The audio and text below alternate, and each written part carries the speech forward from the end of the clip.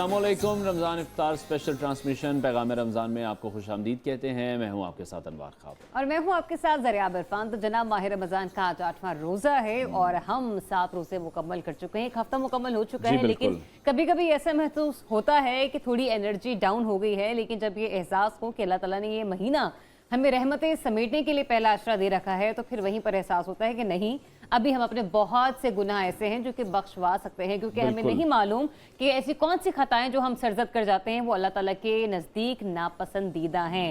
Programme में आपको पता है कि हमारे सेगमेंट्स क्या क्या होते हैं, लेकिन वसी शाह साहब चूंकि हमें प्रोग्राम के पहले ही सेगमेंट से आगाज से ज्वाइन कर चुके होते हैं, तो उन्हें भी वेलकम करते हैं। अस्सलाम वालेकुम, कैसे हैं वसी साहब? अल्हम्दुलिल्लाह ज़रिया, अल्हम्दुलिल्लाह। कैसे जा रहे हैं रोजे? अल्हम्दुलिल्लाह बहुत अल्लाह के एहसान। किस लम्हे आपको आके महसूस होता है कि हाय नहीं अब थोड़ा थोड़ा लो हो रहा हूँ? हाँ, अगर वो अभी जा रही थी तो मैं एक दोस्त के बारे में पूछ रहा था कि ऊपर वाले फ्लोर पे हैं कि नहीं। अगर वो आवाज गई होगी तो लोगों को पता लग गया होगा कि शायद आपको भूख लगने लग गई है। मैं इसमें आपको एक बड़ी दिलचस्प बात बताऊं। मेरा ना इस पे कभी बात नहीं हुई हमारे प्रोग्राम में अब तक। मेरा हमेशा ये रमज़ान के हवाले से फ़लसफ़ा रहा है जो ज़ाती मेरा। मैं ये समझता हूँ कि आप सुबह सहर करें, उसके बाद अगर थोड़ा सा आपने फजर के बाद अगर आपने वक्त है आपके पास 30-40 जी बिल्कुल बिल्कुल, थोड़ा सा आपने अपना वो किया और उसके बाद आप अपने काम पे निकल जाएं। काम पे निकल जाएं जो भी आपकी जिम्मेदारी है। ठीक है, 7 बजे 8 बजे से आप अपनी जिम्मेदारी का आगाज करें और शाम को फिर आप रोजा करें। ये बीच में सोना और ये अपनी मर्जी है लोगों की। मैं कोई फतवा भी नहीं उस पर, ना कोई ऐसा उस पे है, मगर मैं देखता हूँ कि उसके बाद फिर ये जो वक्त होता है ना, जब आप पूरे दिन काम करते हैं, बट वो रूटीन ये वक्त जाके मुझे पहली बार एहसास होता है 1.5-2 घंटे में कि जब आपके पेट में एक दाना ना हो और आपको अपने बच्चों का रिस्क भी पालना है, आप कुछ क्रिएट करना है, आपको कुछ वजन उठाना है, तो क्या बीतती है। तो आप सही मानों में उस गरीब के, उस भूखे शख्स के, उस फाकाज़दा शख्स के एहसास के साथ महसूस कर सकते हैं। अगर आपको सहूलत है भी तब भी मैं समझता हूँ। मैंने आपको सच्ची बात आज आपको बताऊँ, सारी जिंदगी कोशिश की कि इसी को इख्तियार किया जाए, यही रूटीन जब भी रोजा रहा। और इसी बेहतरीन रूटीन वरना ये अगर आप सो गए आप दोपहर को भी ऐसे उठे कि बस जल्दी जल्दी जोहर पड़ी और फिर असर पड़ी और फिर मगरब पढ़ ली, तो ठीक है रोजा तो हो गया, मगर अब ये आप खुद देखिए, आप खुद भी अपना एहतसाब कर सकते हैं। चलिए मैं जरा चलती हूँ किचन में जाएं और देखते हैं कि आज किचन में क्या बन रहा है। अस्सलाम वालेकुम मैडम, कैसी हैं आप? सलाम, मैं बिल्कुल ठीक। आप जल्दी जल्दी बताएं आज क्या बना रही हैं? आज देखिए बना तो मैं रही हूँ चिकन स्लाइडर्स, मिनी स्लाइडर्स बना रहे हैं। लेकिन उसको बनाने से पहले आपको पता है हाथ धोना बहुत जरूरी है, और मैं पहले हाथ धो लेती हूँ। और आपको पता है कि डेटॉल से जब आप हाथों को वॉश करते हैं तो आपके हाथ जो है वो बहुत अच्छे से जो है मॉइस्चराइज हो जाते हैं, और प्लस एक महक बड़ी जबरदस्ती आना स्टार्ट हो जाती है, और 100% जर्म्स जो हैं आप हाथों से जर्म फ्री हो जाते हैं। और अब जो है हम अपनी रेसिपी की तरफ आ जाते हैं। तो रेसिपी में जो है आज चिकन स्लाइडर्स बन रहे हैं, जो कि मिनी चिकन स्लाइडर्स हैं। आपने चिकन लेना है, मैं बेसिकली सबरोसो का बोनलेस चिकन यूज कर रही हूँ, और उस चिकन को आपने फिले में काट लेना है, बिल्कुल थिन फिलेज में कट करेंगे। और उसके बाद हम इसकी मैरिनेशन करेंगे। उस मैरिनेशन में इसमें गार्लिक पाउडर जाएगा, इसमें ब्लैक पेपर है, इसमें थोड़ा सा मिक्स हर्ब्स हम ऐड करेंगे, सॉल्ट और ब्लैक पेपर डालकर इसकी एक मैरिनेशन कर लेंगे। और उसके बाद एग और ब्रेड क्रम्स के साथ इसकी कोटिंग कर लेंगे। भाई जबरदस्त। और ये हम फ्राई करेंगे Kashmir cooking oil. Exactly, Kashmir के कुकिंग ऑयल में इसको फ्राई करेंगे। ये हम करेंगे शैलो फ्राई, ठीक है। और उसके बाद इसकी एक सॉस रेडी होगी जो कि मायोनीज होगी, थोड़ी सी मस्टर्ड पेस्ट होगी, और साथ में इसके अंदर जाएगा हनी, और उसके साथ इसकी एक बड़ी जबरदस्त सी सॉस बनाएंगे जिसको हनी मस्टर्ड सॉस भी आप कहते हैं। मुझे बहुत पसंद और वो इसकी स्लाइडर्स में साथ में वेजिटेबल्स आएंगी, कैप्सिकम। अच्छा, हनी मस्टर्ड अगर आप विंग्स के साथ भी खाएं ना, तो वो भी बड़े अच्छे लगते हैं। और इस सॉस के अंदर जो वेरिएशन है वो आप अपनी मर्जी से भी कर सकते हैं। आप प्लेन मायो भी लगा सकते हैं, या केचप और मायो को भी मिक्स करके आप वो लगा सकते हैं। सिंपल असेंबलिंग करेंगे।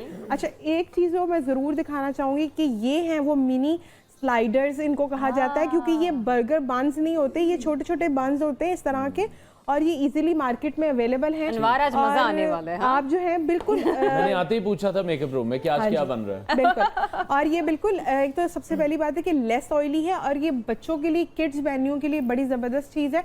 आप इसको इफ्तार में तो एंजॉय कर सकते हैं। हाँ जी।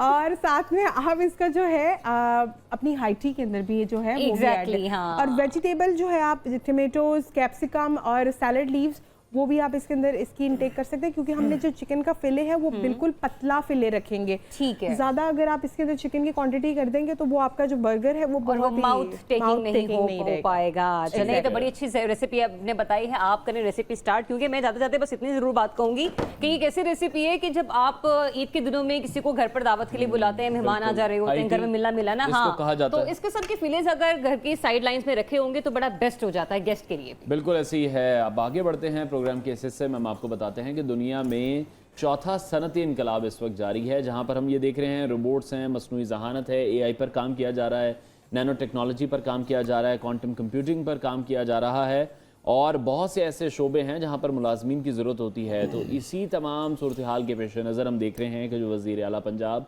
मरीम नवाज़ हैं, आईटी सेक्टर में वो इस वक्त खुसूसी तवज्जो देती दिखाई दे रही हैं, जिस पर पिछले अखबार में बहुत ज़्यादा तनकीद भी की जाती रही है कि आईटी पे पाकिस्तान पर उस तरह से काम नहीं किया जा रहा जैसे हिंदुस्तान में किया गया है, और बिलियन डॉलर की इंडस्ट्री वो अपनी डेवलप कर चुके हैं। इसी वजह से अब हम देख रहे हैं कि लाहौर में पाकिस्तान का पहला आईटी सिटी भी बनाने जा रही हैं। ये कहना है वज़ीर आला पंजाब मरीम नवाज़ का। पाकिस्तान का जो सबसे बड़ा आईटी सिटी है वो बनाने के लिए अराजी सीबीडी को मुंतकिल की जाएगी। मरीम नवाज़ ने कहा कि टेक जायंट्स आईटी सिटी में दिलचस्पी का इजहार भी कर चुके हैं, और इसके साथ साथ वज़ीर आला पंजाब ने 1 साल में आईटी सिटी के दोनों टावर्स मुकम्मल करने की हिदायत भी जारी कर दी हैं। बिल्कुल। दूसरी तरफ पंजाब काबीना ने पंजाब बैंक की जानिब से 20,000 इलेक्ट्रिक बाइक की फराहमी के मंसूबे की मंजूरी भी दे दी है, और मरीम नवाज शरीफ का कहना था कि इलेक्ट्रिक बाइक्स माहौलियात आलूदगी कम करने के लिए बेहद ज़रूरी हैं। तो ये भी एक अच्छा इनिशिएटिव है जो कि उनकी तरफ से लिया गया है। लेकिन साथ ही साथ पाकिस्तान और IMF के दरमियान स्टाफ सतह के मुआहदे के लिए मुज़ाकरात का अमल जारी है, और वजारत ख़जाना के हुकाम ये बताते हैं कि IMF के साथ मुज़ाकरात मुस्बत अंदाज से इख्तिताम की तरफ बढ़ रहे हैं।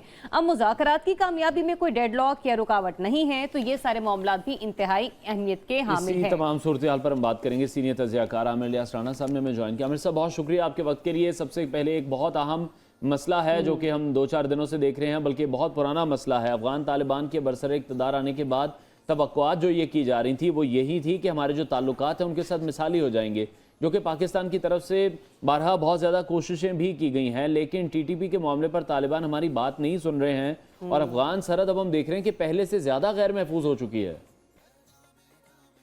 बहुत शुक्रिया आपका।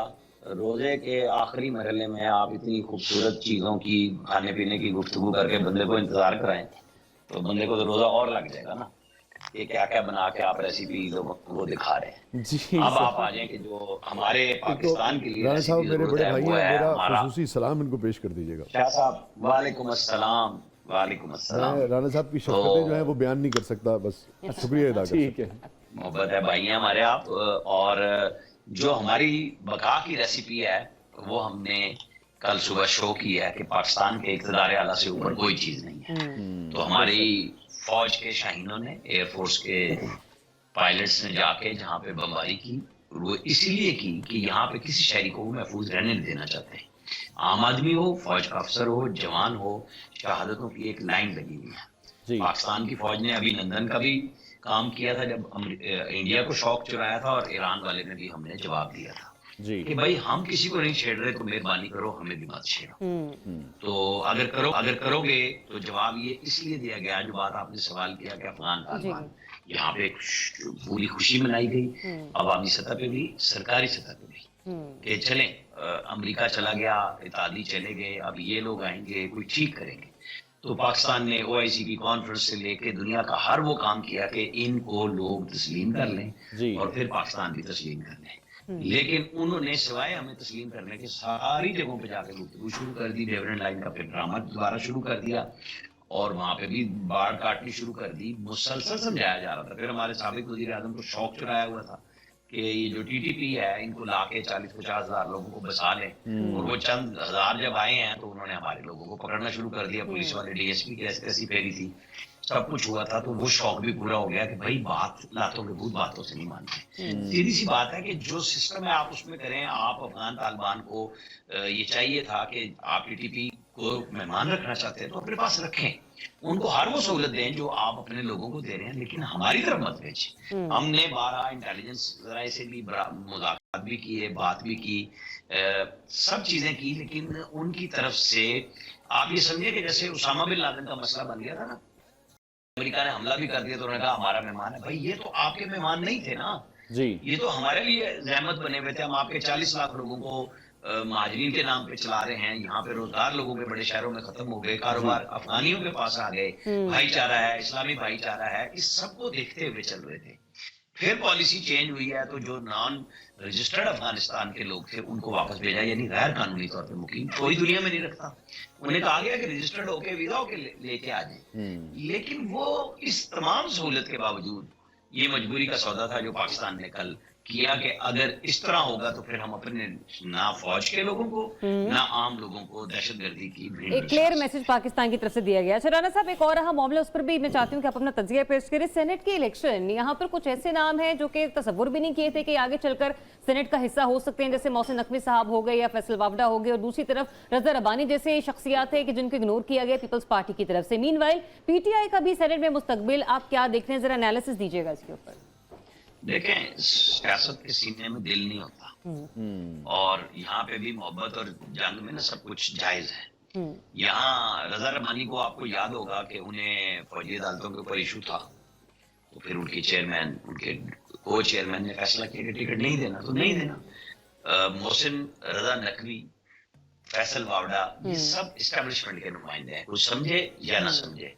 और पाकिस्तान की इस्टेब्लिशमेंट, पाकिस्तान की सियासी जमातें हैं, मिलके ही इस मुल्क को गिरदाव से निकाल रही है। तो अब आम और आप इसमें बहस में पड़ जाएं, ये फलाना नहीं आया, वही फलाने को उसकी जगह दूसरे सियासतदान आ गए, सियासी जमातों का राइट है। वो कैसे किरदार अदा करेंगे ये आने वाले सेनेट में जब 2 अप्रैल के बाद इलेक्शन हो जाएंगे उनकी कारकर्दगी का पता चलेगा कि सीनियर लोगों को निकालने का। अब देखें, लोग पीएमएलएन पे भी कह रहे हैं कि मुशाहिद हुसैन किरमानी को टिकट नहीं दिए। भाई मुशाहिद साहब पीएमएलएन से काफ लीग से नून लीग और नून लीग से वो पीटीआई की परवाज पे थे, जो उनकी आखिरी तकरीरें थी, लेकिन उनको नहीं मिला टिकट क्योंकि उन्होंने इतनी गुफ्तगू नवाज शरीफ के लिए नहीं की जितनी उन्होंने इमरान खान के लिए की। किरमानी साहब, उनका एक वाकया हुआ था, उसके बाद से वो पार्टी से भी साइड पे थे, मैं बात नहीं कर रहा उस पर, लेकिन वो मुसलसल खामोश थे। वो एक आधा कोई बयान देके, तो पार्टी के लिए जिनकी होती है फिर सियासी जमातें अपना देखती हैं कि जी हमारे लिए कौन काम कर रहा है और कौन नहीं कर रहा। परवेज रशीद को पिछली दफा आप देख लें, उस वक्त की एस्टेब्लिशमेंट ने इलेक्शन लड़ने नहीं दिया, वो पैसे लेके फिरते रहे, उनके पैसे जमा ही नहीं हो रहे थे बैंक में। यही आपने पंजाब हाउस के पैसे देने हैं और आज उनके कागजात एक्सेप्ट हो गए हैं, चीजें हो गई हैं, बस मामलात बदल गए, हालात बदल गए, तो ये सेनेट भी बदला हुआ आपको नजर आएगा। और वज़ीर आला पंजाब मरीम नवाज की अगर बात करें, वो हमें काफ़ी मुतहरिक इस वक्त दिखाई दे रही हैं। आईटी सेक्टर पर बार बार वो बात कर रही हैं, खुसूसी दिलचस्पी इसमें शो कर रही हैं, और आईटी सेक्टर में वो ये कह रही हैं कि बैरूनी सरमायाकारी की भी काफ़ी गुंजाइश मौजूद है। यही वो सेक्टर है जिस पर बहुत ज़्यादा काम करने की ज़रूरत है। अगर हम अक्रॉस द बॉर्डर भी देखें, हिंदुस्तान की भी बहुत ज़्यादा मिसालें दी जाती हैं कि कितने अरब डॉलर का बिजनेस वहाँ पर हो चुका है। इस विजन को किस तरह से देख रहे हैं? देखें, अब हम आप बात कर रहे हैं तो इतला यही आई है कि मरियम नवाज तरागंग के इलाके टमन में कैप्टन शहीद के घर पहुंच चुकी हुई है, जहां पे कल उनके चचा वज़ीर आज़म शहबाज शरीफ गए थे। हमें अपने शहीदों को, गाजियों को, सबको भी याद करना है। और फिर जो मरियम नवाज ने जिम्मेदारी संभाली है, लोगों को तवक्को नहीं थी, मुझे पता था, मेरा एक ताल्लुक भी है उनसे, कि वो काम करके दिखाएंगी। वो वालिद की बेटी हैं और चचा की भतीजी हैं, उन दोनों के काम लोगों ने देखे हुए हैं। लेकिन यहाँ पे तो चूंकि इलेक्शन में काम के ऊपर तो वोट ही देते, लेकिन इसका मतलब ये तो नहीं है कि वो सस्ती नारेबाजी, जो केपी में 900 अरब रुपए का कर्जा चढ़ा ली और कोई काम ना हुआ, और यहाँ क्या क्या वज़ीर आला लगाए गए और शौक होते थे। खान साहब खुद उस सीट पे बैठते थे जो चीफ मिनिस्टर की थी, जो साइड मतलब जो टेबल है मेन, मैं कॉन्फ्रेंस रूम की बात नहीं कर रहा। शौक ये थे कि मैं उस चीफ मिनिस्टर बन जाऊं, वो भी मैं संभाल लूं। सब कुछ किया लेकिन कुछ ना डिलीवर किया। पंजाब और केपी डिलीवर करते थे, पाकिस्तान उठता था। ये दोनों बैठे, पाकिस्तान बैठ गया, ये मसला बना है। बहुत अच्छी बात है, मरियम नवाज निकली हैं, एक एक टाइम, एक एक घंटा सूबे के लिए सर्व कर रही हैं। रमजान बाजारों में चीजें सस्ती हुई हैं, और मैंने कई जगह ग्राउंड पे चेक किया है कि जहां गरीबों को नहीं मिला राशन वहां पहुंचा है, और जहां इंतजामिया ने ये कहा कि आके ले जाओ, लोगों ने धमकी दी सिर्फ कि हम फोन कर देंगे तो राशन उनको पहुंचाया गया। बस ये डिलीवरेंस होनी चाहिए। जिस तरह वो चल रही हैं, हम भी वॉच करेंगे, अल्लाह करे कि वो इसी स्पीड को बरकरार भी रख सकें और कामयाबी से हो उनको। चाहे वो 5 सिटी उन्होंने बनाने हैं इस पंजाब में, फेडरल गवर्नमेंट ने कुछ करना है, तो वो देखें, अभी पैसे खर्च किए बगैर इंतजामी तौर पे बेहतरी ला रही है। यानी पैसे जो रियायतें हैं, ठीक है, एक्सपोर्ट रुकवाई है, प्याज की चीजें रुकी हैं, सस्ती होने लगी हैं और अल्लाह काफी करे कि एक्टिव, आपको रेगुलर काफी एक्टिव काफी मामलों में दिखाई दे रही हैं। बहुत शुक्रिया सीनियर तजियाकार आमिर इलियास राणा साहब हमारे साथ इन कॉन्वर्सेशन। ब्रेक लेते हैं नाज़रीन, ब्रेक के बाद आपको दोबारा देखते रहिए पैगाम रमज़ान।